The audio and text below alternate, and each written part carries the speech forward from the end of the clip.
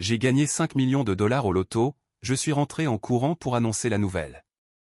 Mais dès que je suis arrivé à la porte, je les ai vus faire sauter le champagne et faire la fête. Ma sœur a dit, notre famille a déjà été indemnisée de 500 000 dollars. Maintenant, nous n'avons plus besoin de Jenna. Mes parents ont chuchoté, il faut trouver un moyen de la mettre à la porte avant qu'elle ne découvre cet argent. Cette nuit-là, la pluie battante de Louisville s'écrasait violemment contre mon pare-brise. Mais rien ne pouvait éteindre le feu de l'espoir qui brûlait dans ma poitrine. Je m'appelle Jenna Jenkins, une femme de 32 ans qui venait tout juste de terminer un autre quart de travail épuisant, simplement pour maintenir ma famille à flot.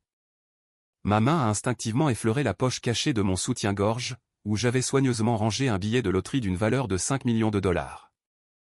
Ce fin morceau de papier ressemblait à un passeport qui libérerait enfin ma famille de la dette écrasante que nous endurions depuis tant d'années.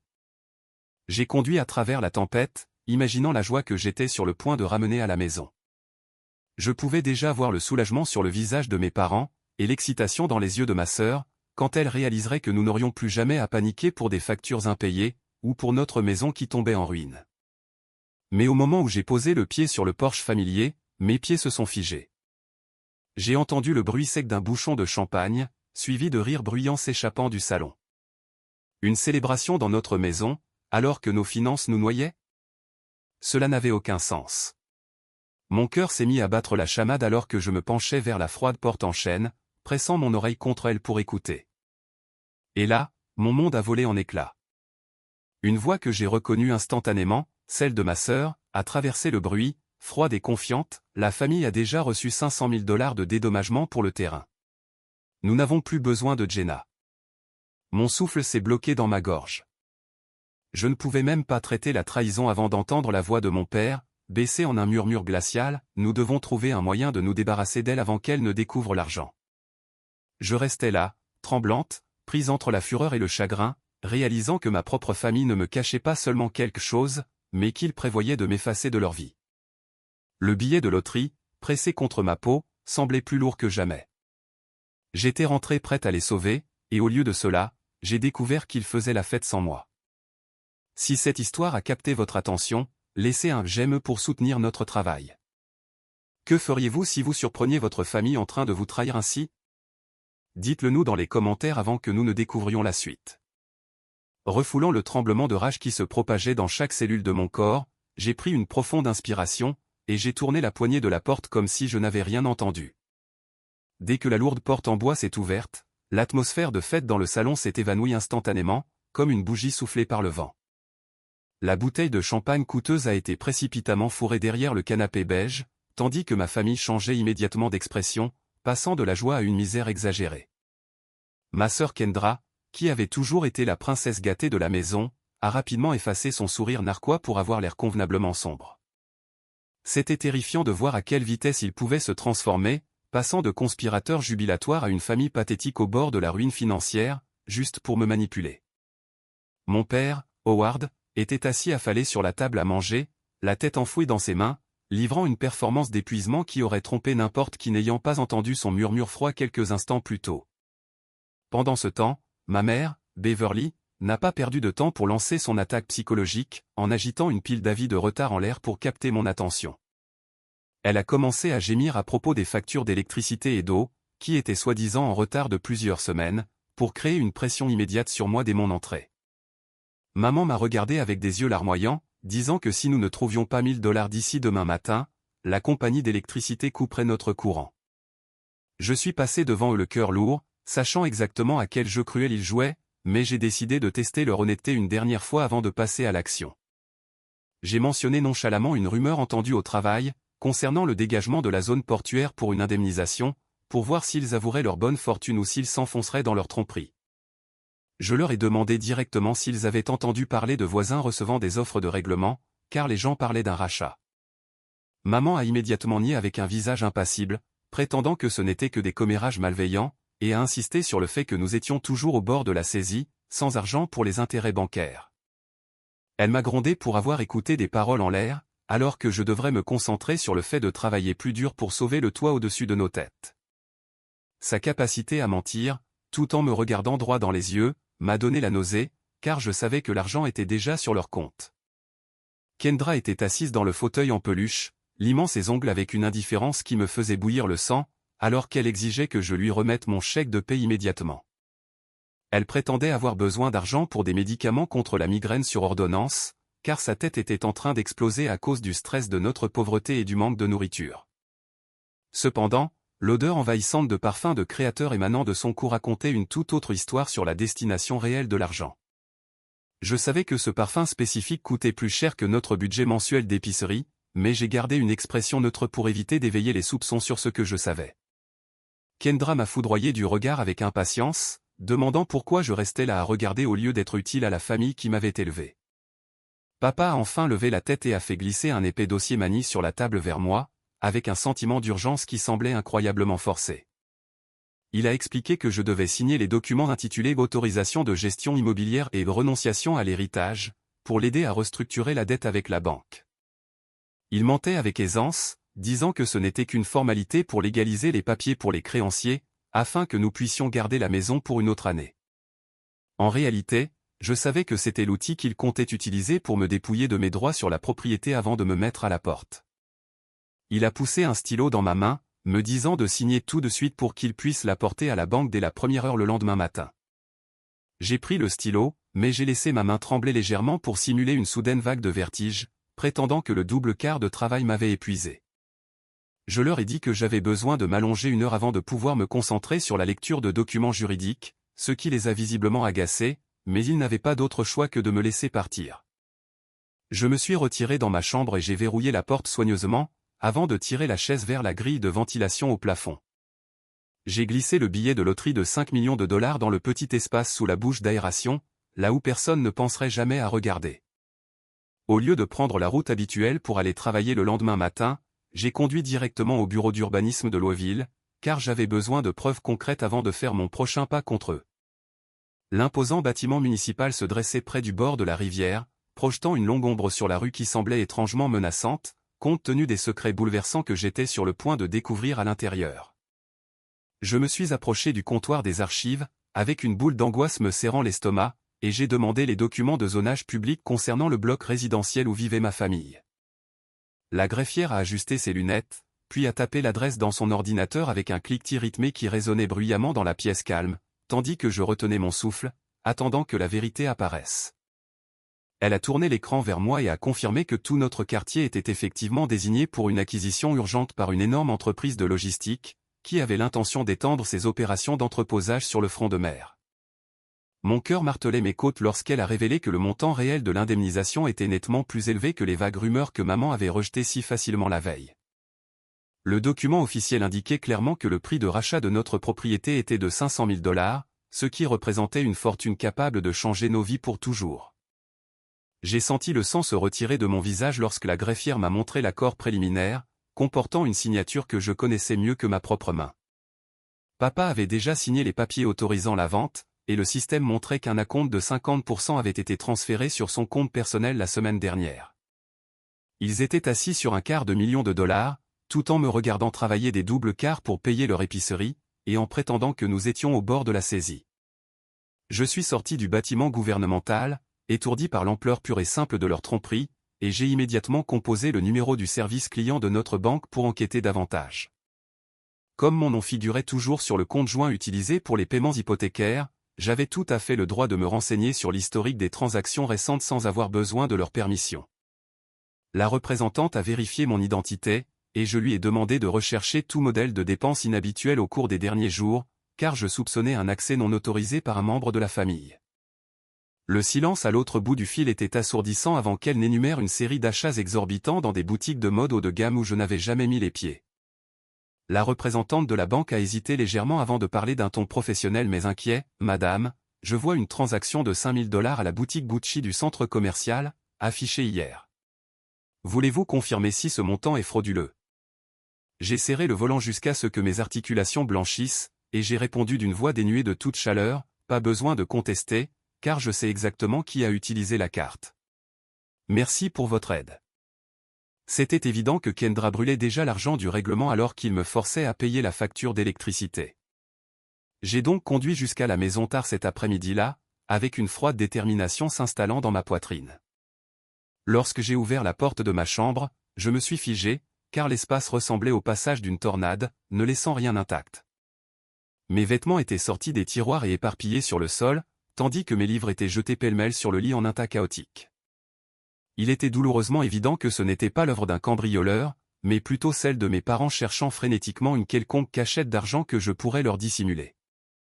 J'ai nettoyé le désordre en silence, sans les confronter immédiatement, car je voulais économiser mon énergie pour la bataille qui allait inévitablement survenir au dîner. L'atmosphère dans la salle à manger ce soir-là était si épaisse de tension qu'elle en devenait suffocante, alors que nous nous asseyions pour manger un maigre repas de reste. Maman a placé la facture d'électricité à côté de mon assiette avec un regard insistant, s'attendant à ce que je sorte mon carnet de chèques comme d'habitude pour couvrir leurs dépenses. J'ai repoussé le papier à travers la table et j'ai déclaré calmement que je ne paierais pas ce mois-ci, ni aucun autre mois à l'avenir. Papa a battu sa main lourde sur la table avec une telle force que les assiettes en céramique ont sauté et cliqueté violemment contre le bois. Son visage a viré au cramoisi foncé alors qu'il se levait et criait « Tu vis sous ce toit, alors tu dois prendre tes responsabilités, ou veux-tu que je te mette à la rue tout de suite ?» Je l'ai regardé droit dans ses yeux furieux sans cligner des paupières, et j'ai répondu avec un calme qui semblait les terrifier plus que n'importe quel cri « J'ai payé chacune de vos dettes ces 5 dernières années. Pensez-vous vraiment que je vous dois encore quelque chose à ce stade ?» La pièce est tombée dans le silence l'espace d'un instant, avant que maman ne change de tactique pour utiliser son arme favorite de manipulation émotionnelle afin de reprendre le contrôle de la situation. Elle a éclaté en sanglots théâtraux, gémissant sur la façon dont elle avait sacrifié sa jeunesse et sa santé pour m'élever, seulement pour être traitée avec un tel manque de respect glacial. Elle a énuméré chaque repas qu'elle avait jamais cuisiné, et chaque couche qu'elle avait jamais changée, pour me faire sentir comme un fardeau ingrat qui leur devait son existence entière. C'était une performance que j'avais vue 1000 fois, mais ce soir, elle n'avait aucun effet sur moi, parce que je connaissais la vérité sur les $500 000.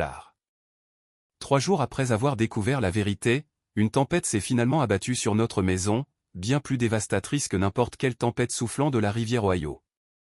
J'étais assise dans le salon, essayant de calculer le meilleur moment pour dévoiler mon jeu, lorsqu'un hurlement perçant venant du 2e étage a brisé le silence fragile de la soirée. Kendra a dévalé les escaliers avec une performance si dramatique et exagérée qu'elle méritait sincèrement un prix pour son mauvais jeu d'actrice. Elle se tenait la poitrine et hyperventilait, m'accusant de m'être faufilé dans sa chambre pendant qu'elle était sous la douche pour voler sa possession la plus précieuse. Elle prétendait que j'avais pris son collier en or incrusté de diamants, ce qui était une accusation ridicule, car je savais pertinemment qu'elle l'avait mis en gage il y a quelques jours pour financer sa virée shopping secrète. Kendra a fait irruption dans le salon et a pointé un doigt parfaitement manucuré directement sur mon visage, tout en criant à plein poumon pour s'assurer que les voisins entendent. Elle m'a foudroyé du regard, avec de fausses larmes coulant sur son visage, et a hurlé « C'était toi. Je t'ai vu rôder devant ma chambre plus tôt aujourd'hui. Rends-moi mon collier tout de suite, sale voleuse. » J'ai levé les yeux de mon livre avec un calme qui l'a rendue furieuse, et j'ai laissé un petit sourire amusé jouer sur mes lèvres avant de répondre. Je l'ai regardé droit dans les yeux et j'ai dit avec un sarcasme dégoulinant, « Tu as vendu ce collier pour acheter ton nouveau sac à main de créateur, n'est-ce pas? Kendra, arrête de jouer la comédie, car tu es nulle à ça. » Howard et Beverly n'ont même pas pris le temps de réfléchir à la logique de ma déclaration, ni de demander la moindre preuve, avant de sauter pour défendre leur précieux enfant chéri. Ils ont immédiatement assumé le rôle de parents martyrs, le cœur brisé de découvrir qu'ils avaient élevé une criminelle sous leur propre toit. C'était écœurant de voir avec quelle fluidité ils coordonnaient cette attaque, comme s'ils avaient répété toute la scène devant un miroir pour assurer un impact maximal. Maman a serré ses perles et m'a regardé avec une expression de profonde déception, tout en marmonnant qu'elle avait échoué en tant que mère à élever une fille aussi malhonnête. Papa a claqué le document intitulé « Renonciation au domicile et à l'héritage » sur la table basse, avec une force qui a fait gémir le bois sous son poing. Il m'a regardé avec des yeux froids et m'a lancé l'ultimatum qu'ils avaient clairement planifié depuis le moment où l'argent du règlement avait atterri sur leur compte. Il m'a dit que j'avais 2 choix, signer le papier et partir immédiatement, ou il appellerait la police pour me faire arrêter pour grand larcin. Il prétendait ne pas vouloir voir sa propre fille menottée, mais qu'il ferait le nécessaire pour protéger l'intégrité de cette famille. Une froide réalisation m'a envahi en regardant le papier, car c'était exactement la méthode pour se débarrasser de moi dont il avait chuchoté cette nuit-là. Ils avaient fabriqué un crime pour me forcer à quitter la maison, afin de pouvoir garder la totalité des $500 000 sans en partager un centime. C'était un piège parfait, conçu pour me dépouiller de ma dignité et de ma maison d'un seul coup, me laissant avec rien d'autre que les vêtements sur mon dos. Ils s'attendaient à ce que je supplie pour leur pardon ou que j'implore leur pitié, mais ils avaient gravement sous-estimé la personne qui se tenait devant eux. J'ai pris le stylo d'une main ferme et je les ai regardés avec pitié, au lieu de la peur qu'ils s'attendaient à voir dans mes yeux. J'ai signé mon nom au bas de la page, sachant que ce morceau de papier sans valeur ne signifiait rien comparé au billet de loterie de 5 millions de dollars reposant en sécurité dans ma poche. Le silence dans la pièce était assourdissant alors que le bruit du stylo grattant le papier scellait mon départ de cet environnement toxique pour toujours. Je me suis levé lentement et j'ai marché vers la porte, où j'avais déjà caché ma valise plus tôt dans la journée en prévision de ce moment précis. Avant de sortir dans la nuit, je me suis retourné pour regarder une dernière fois les 3 personnes qui étaient censées être ma famille. J'ai croisé leur regard suffisant avec une expression de confiance absolue et j'ai dit « Vous voulez que je parte ? C'est très bien, mais ne regrettez rien quand vous réaliserez que vous venez de mettre à la porte la chose la plus précieuse de toute cette maison. » Je n'ai pas attendu leur réponse alors que je me retournais et sortais dans la nuit sombre de Louisville, sans regarder en arrière vers la maison en ruine qui n'était plus mon foyer. La pluie avait cessé, mais l'air était vif et pur alors que je hélais un taxi pour m'emmener loin de ce cauchemar. Je me suis installé dans le siège en cuir du taxi et j'ai dit au chauffeur de m'emmener directement à l'hôtel 5 étoiles le plus luxueux du centre-ville, car ma vie de millionnaire était sur le point de commencer. Une semaine après mon départ, au lieu de se sentir coupable ou inquiète, ma famille a commencé une campagne médiatique sale, conçue pour détruire complètement ma réputation aux yeux de notre communauté. Kendra s'est emparée de Facebook et Instagram avec une vengeance, publiant de longues diatribes qui peignaient un tableau horrible et faux de mon caractère à quiconque voulait bien l'écouter. Elle a fabriqué une histoire détaillée prétendant que j'étais une fille ingrate, tombée dans une spirale de toxicomanie, et que j'avais volé les économies de retraite de nos parents âgés avant de m'enfuir avec un petit ami secret. Les bulles de notification sur mon téléphone ont explosé avec des messages de connaissances communes, demandant des explications ou me bloquant simplement sur la base de ces mensonges. Mais j'ai refusé de m'engager publiquement dans ce drame. Je savais qu'essayer de me défendre dans la section des commentaires ne ferait qu'alimenter leur feu. J'ai donc choisi de rester complètement silencieuse pendant que je préparais ma contre-attaque dans l'ombre. Pendant qu'ils étaient occupés à détruire mon passé, j'étais occupé à assurer mon avenir en visitant le siège de la loterie pour réclamer mon prix de 5 millions de dollars. J'ai opté pour l'option de réclamation anonyme, afin de garder mon nom hors des nouvelles locales pour le moment, car j'avais besoin de l'effet de surprise de mon côté. La réalité de la situation m'a frappé avec une force écrasante lorsque les fonds ont été virés, et que j'ai vu ce chiffre astronomique sur mon nouveau compte bancaire. Voir ces zéros m'a donné un sentiment de sécurité et de puissance qui a complètement effacé la morsure de leur trahison, et m'a permis de penser clairement pour la première fois depuis des années. Avec la liberté financière fermement à ma portée, j'ai immédiatement signé un bail pour un appartement penthouse luxueux, offrant une vue panoramique à couper le souffle sur la majestueuse rivière Ohio. J'ai passé mes journées à remplacer ma maigre garde-robe par des vêtements de créateur haut de gamme, et à faire l'expérience du style de vie qui m'avait été refusé pendant que je soutenais ma famille ingrate. Cependant, vivre bien en privé ne suffisait pas, car j'avais besoin d'exécuter un plan qui exposerait leur traîtrise au monde de la manière la plus humiliante possible.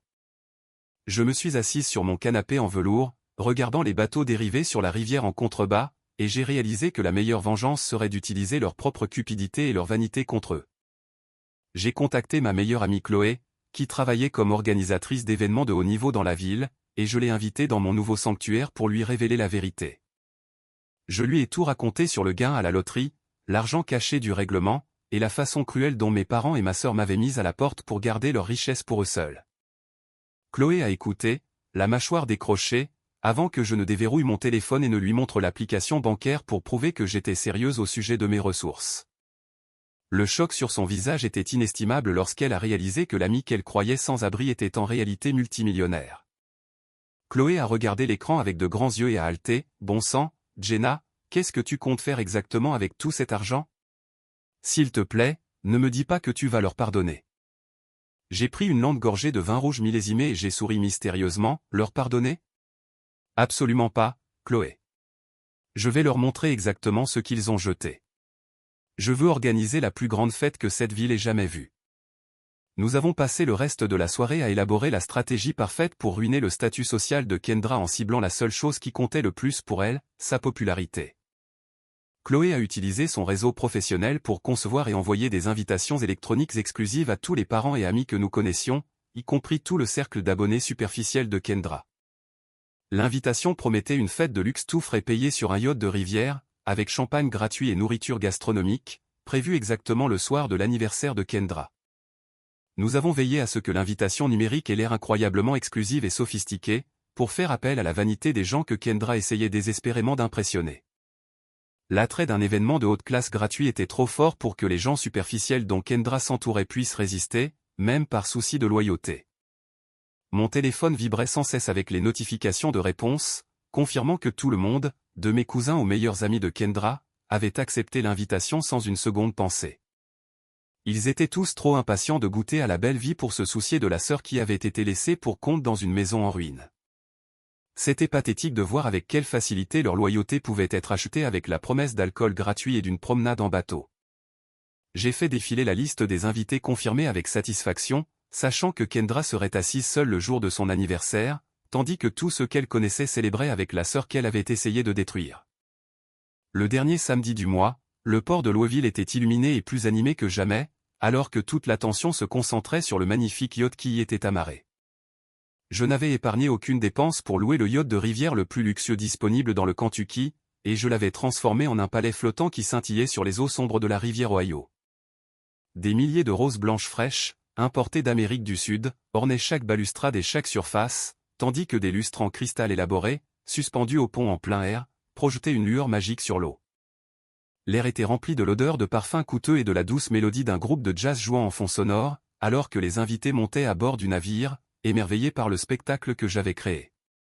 Je suis monté sur le pont supérieur, portant une robe de soirée bleu nuit à couper le souffle, incrustée de vrais diamants qui captaient la lumière à chacun de mes mouvements.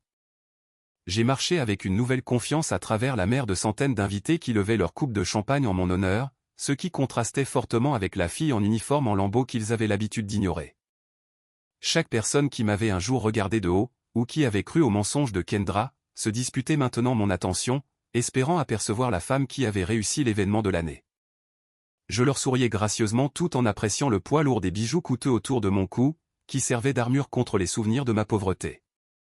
Pendant ce temps, à l'autre bout de la ville, dans le silence suffocant de notre maison délabrée, Kendra était assise seule à la table à manger, portant un maquillage épais qui semblait grotesque sous la lumière crue de la cuisine. Elle fixait d'un regard vide un gâteau de supermarché bon marché avec des bougies éteintes, tout en vérifiant son téléphone toutes les quelques secondes, seulement pour recevoir un barrage de faux SMS d'excuses de gens prétendant être malades ou occupés. Cela a dû être atroce pour elle de réaliser que la loyauté de son cercle social était aussi fragile que son ego face à une meilleure offre. Elle était assise là dans sa robe à paillettes, attendant une fête qui n'aurait jamais lieu, tandis que le silence de la maison vide se moquait de ses délires de grandeur. Alors que l'horloge sonnait l'heure de pointe pour les engagements sociaux, j'ai fait signe à l'équipe de production de lancer le direct sur les écrans LED massifs positionnés autour du yacht, et de le diffuser simultanément sur toutes les plateformes de médias sociaux. J'ai demandé au caméraman de zoomer spécifiquement sur le cercle intime fidèle de Kendra, qui dansait actuellement avec enthousiasme sur la piste de danse et riait sans aucun souci au monde. La caméra a balayé les visages des gens que Kendra connaissait depuis le lycée, les montrant en train de faire sauter des bouchons de champagne millésimés et de dévorer du caviar, comme s'ils ne l'avaient jamais connu. J'ai pris le micro du pied et je me suis adressé à la caméra avec un sourire radieux, sachant que ma sœur regardait ce moment exact depuis son purgatoire solitaire. J'ai levé ma flûte en cristal haut dans les airs et j'ai crié par-dessus la musique assourdissante pour m'assurer que ma voix porte clairement de l'autre côté de l'écran. Merci à tous d'être venus célébrer ma nouvelle liberté. Buvez tout votre soûl ce soir, car c'est moi qui régale.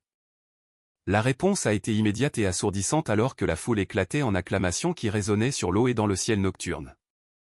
Ils ont levé leurs verres vers moi et ont chanté à l'unisson avec une ferveur qui a dû ressembler à un couteau remué dans les entrailles de Kendra, longue vie à Jenna. Meilleure fête de Louisville. De retour dans le salon, Kendra regardait l'écran avec horreur alors que les gens qu'elle considérait comme ses meilleurs amis la trahissaient pour un goût du luxe auquel elle s'était toujours sentie en droit de prétendre.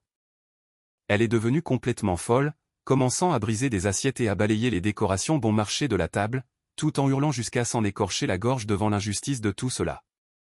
Elle faisait les 100 pas dans la pièce comme un animal en cage, incapable de comprendre comment la sœur qu'elle avait jetée était maintenant la reine de la ville. Mon téléphone s'est mis à vibrer violemment dans ma pochette. Et quand j'ai vu le nom de Kendra clignoter sur l'écran, j'ai su que l'appât avait été parfaitement mordu. J'ai fait signe au DJ de couper la musique et j'ai connecté mon téléphone via Bluetooth au système audio massif du yacht, afin que chaque invité puisse entendre la conversation clairement. J'ai appuyé sur le bouton vert et j'ai affiché une expression confuse alors que sa voix perçante retentissait dans les haut-parleurs pour que des centaines de personnes l'entendent. Kendra ne réalisait pas qu'elle était sur haut-parleur alors qu'elle hurlait avec un mélange de pure jalousie et de rage débridée qui a réduit tout le pont au silence. « Qu'est-ce que tu fais, Jenna? Comment oses-tu voler mes invités? Où as-tu trouvé l'argent? Rentre à la maison tout de suite. » Tout le bateau s'est tu en écoutant le désespoir pathétique dans sa voix, qui sonnait encore plus laid sur fond d'une telle élégance. J'ai attendu un instant pour que l'humiliation pénètre les esprits avant de répondre avec un calme qui l'a dévasté plus que n'importe quel cri. J'ai souri à l'objectif de la caméra et j'ai dit doucement dans le micro, « Oh, Kendra, qu'est-ce que tu racontes? N'as-tu pas dit que tu n'avais plus besoin de moi? Joyeux anniversaire solitaire. » J'ai appuyé sur le bouton rouge pour mettre fin à l'appel, et la foule a instantanément éclaté en rires bruyants et en applaudissements qui ont sûrement résonné jusqu'à la maison où ma sœur était assise dans les ruines de son ego. Dès que le direct s'est terminé et que l'attention de la ville était à son apogée, Chloé m'a aidé à porter le coup de grâce qui briserait leur réputation à jamais. Nous avons capitalisé sur la vague massive de curiosité générée par l'extravagante fête sur le yacht pour rediriger le regard du public vers la sombre réalité cachée derrière la façade de ma famille. Chloé s'est assise à côté de moi avec son ordinateur portable ouvert, et a mis en ligne un dossier numérique complet que nous avions méticuleusement compilé, intitulé « La vérité sur la famille Jenkins », sur tous les principaux forums communautaires et groupes de quartier de Louisville. Ce n'était pas simplement une diatribe ou un plaidoyer émotionnel pour attirer la sympathie, mais plutôt une présentation médico-légale de faits conçus pour démonter leurs mensonges pièce par pièce. Le poste s'ouvrait sur des scans haute résolution des documents que papa avait signés, accusant réception de 500 000 $ en compensation, ce qui prouvait qu'il avait l'argent bien avant d'essayer de m'expulser. Juste en dessous de ces documents, nous avons joint les relevés de cartes de crédit montrant les dépenses exorbitantes de Kendra en sac à main et chaussures de créateur. Au cours de la même semaine exactement, il pleurait misère devant moi. Le contraste visuel entre leur richesse secrète et leur performance de dénuement était indéniable, et peignait un tableau accablant de leur cupidité. Cependant, la pièce à conviction la plus dévastatrice était le fichier audio intégré tout en bas du poste, que nous avions étiqueté la réunion de famille. Chloé et moi avons regardé en silence le nombre de vues sur le poste monter en flèche en quelques minutes, car les gens voulaient désespérément comprendre le drame qui se déroulait sous leurs yeux. Nous avions mis en ligne l'enregistrement cristallin de cette nuit fatidique, où les voix des membres de ma famille révélaient leur vraie nature sans aucun filtre. Le murmure froid de papa disant « Nous devons trouver un moyen de nous débarrasser d'elle », suivi de la déclaration méprisante de Kendra selon laquelle « Nous n'avons plus besoin de Jenna », a été diffusé sur des milliers d'appareils à travers la ville. C'était la preuve irréfutable qui supprimait toute possibilité pour eux de prétendre qu'il s'agissait d'un malentendu ou d'une dispute familiale disproportionnée. La réaction de la communauté en ligne a été instantanée et féroce, alors que le sentiment public passait de la curiosité à une indignation collective absolue contre la famille Jenkins. La section des commentaires a explosé avec des milliers de messages de colère, venant de voisins et d'étrangers, tous horrifiés par la cruauté affichée dans l'enregistrement. Ils ont inondé les pages de réseaux sociaux de Kendra de commentaires haineux, dénonçant son hypocrisie et attaquant mes parents pour avoir été complices d'un plan aussi sans cœur. J'ai fait défiler le flux interminable de vitriol, ressentant un étrange sentiment de détachement en lisant les mots d'inconnus défendant mon honneur. Je me suis arrêté en voyant un commentaire particulièrement incisif qui avait déjà recueilli des milliers de j'aime, et je l'ai lu à haute voix à Chloé. « Oh mon Dieu, comment des parents et une sœur aussi effrayants peuvent-ils exister? Ont-ils vraiment vendu leur propre enfant pour 500 000 $? Boycottez-les immédiatement. » Chloé m'a tapé l'épaule avec excitation et a pointé son écran, où sa boîte de réception email se remplissait de notifications des entreprises avec lesquelles Kendra travaillait.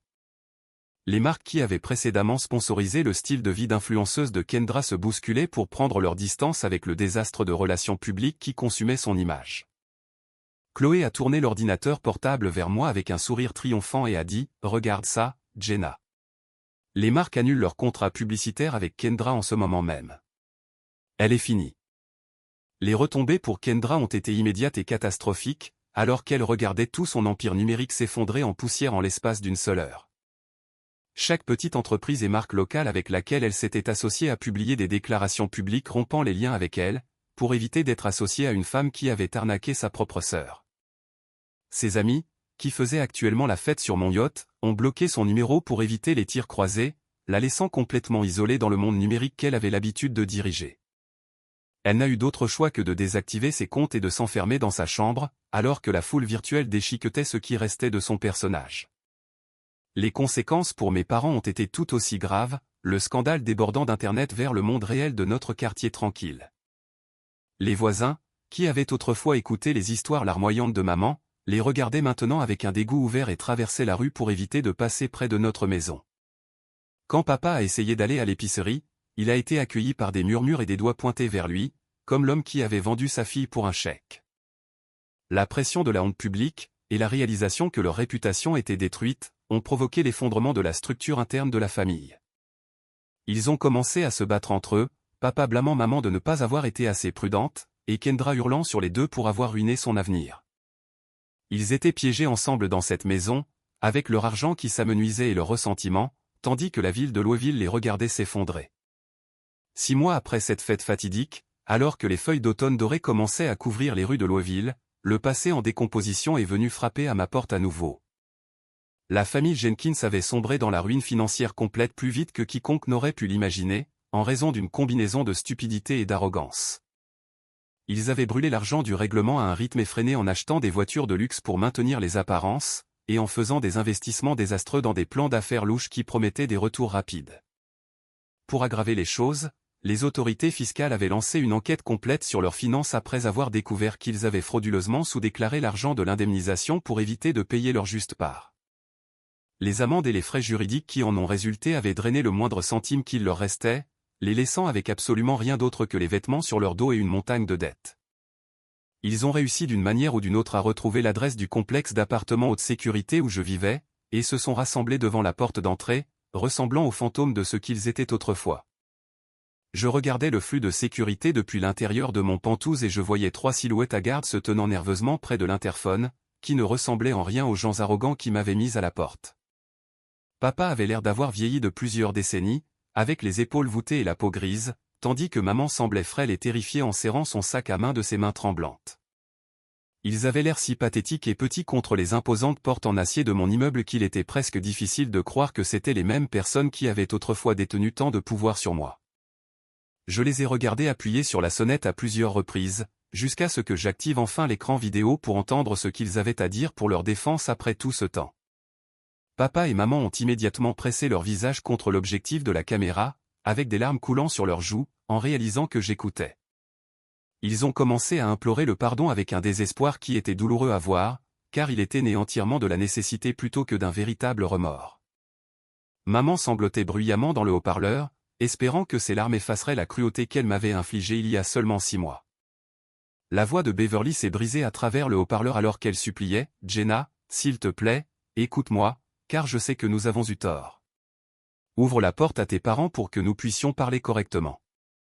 Nous sommes une famille et tu ne peux pas simplement abandonner ta mère et ton père comme ça. » Howard s'est penché à côté d'elle et a ajouté d'une voix faible et tremblante, qui manquait de toute son ancienne autorité, « Je suis tellement désolé, ma fille.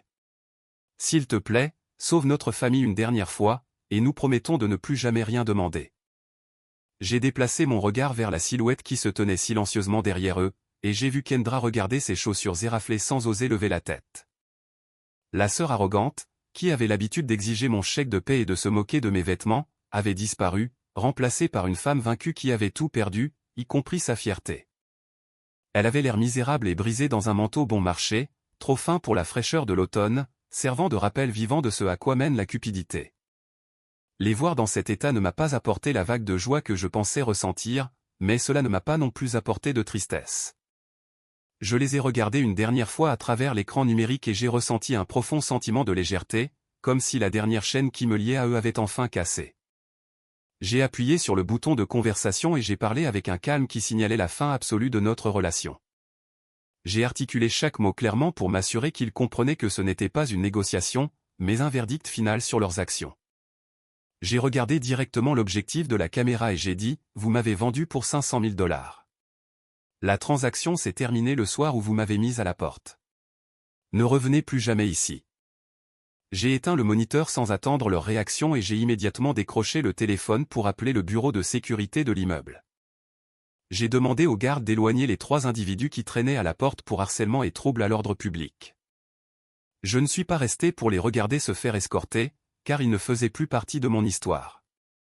Je suis sorti sur le balcon spacieux où le vent frais de la rivière Ohio effleurait mon visage, portant l'odeur de l'automne. Je me suis assise dans le fauteuil en peluche et j'ai porté une tasse de café fumant à mes lèvres pour prendre une gorgée lente et délibérée. La torréfaction noire avait un goût amer mais merveilleusement doux alors qu'elle réchauffait ma poitrine et m'ancrait dans le moment présent. J'ai souri en regardant la rivière couler régulièrement en contrebas, réalisant que j'étais enfin le capitaine de mon propre destin. L'histoire de Jenna s'arrête ici, mais elle nous laisse une leçon profonde sur la vraie valeur de la famille et du respect de soi. Nous grandissons souvent en croyant que partager la même lignée crée automatiquement un lien qui doit être préservé à tout prix, mais cette histoire prouve que ce n'est pas toujours vrai. Parfois, les personnes qui partagent votre ADN sont celles-là même qui drainent votre énergie et exploitent votre gentillesse pour leur propre gain. Le plus grand enseignement du parcours de Jenna est le courage qu'il faut pour couper les relations toxiques, même lorsque ces personnes sont vos parents ou vos frères et sœurs. La piété filiale ne devrait jamais signifier se laisser piétiner ou abuser par ceux qui sont censés vous protéger. La cupidité peut facilement aveugler les gens sur l'amour qu'ils devraient avoir les uns pour les autres, mais votre propre intégrité et votre résilience seront toujours votre bouclier le plus fort. Lorsque vous apprenez à vous aimer et à vous valoriser suffisamment pour dire non, la vie finira par vous récompenser avec la paix et le succès que vous méritez. N'attendez pas que quelqu'un d'autre vous sauve, car vous êtes le seul capable de diriger votre propre vie. Merci beaucoup d'avoir pris le temps d'écouter le parcours émotionnel de Jenna pour trouver la justice et la liberté. Nous apprécions vraiment votre soutien et espérons que cette histoire a résonné en vous. Que pensez-vous de la décision de Jenna d'appeler la sécurité à la fin? Était-elle trop dure envers ses parents, ou était-ce le prix exact qu'ils méritaient de payer pour leur trahison? S'il vous plaît, partagez vos pensées et opinions dans la section des commentaires ci-dessous, car nous adorons vous lire. N'oubliez pas d'appuyer sur le bouton j'aime et de vous abonner à la chaîne pour ne jamais manquer notre prochaine histoire dramatique. Au revoir pour l'instant et à la prochaine.